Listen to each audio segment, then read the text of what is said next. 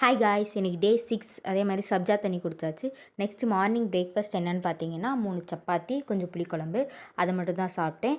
Next இடையில வந்து ஒரு 11 o'clock வந்து பிளாக் காஃபி எடுத்துக்கிட்டேன். ஆஃப்டர்நூன் என்னென்னு பார்த்தீங்கன்னா நேற்று பண்ணதே தான். மீன் மேக்கரை வந்து முட்டையில் மிக்ஸ் பண்ணி அதை ஃப்ரை பண்ணி சாப்பிட்டாச்சு. இதுதான் ஆஃப்டர்நூன் எடுத்துக்கிட்டேன். நெக்ஸ்ட்டு வந்து ஈவினிங் எப்பயுமே வந்து குட்டி குழந்தைங்களோட என் பையனை கூட்டிகிட்டு அப்படியே வாக்கிங் போவோம்.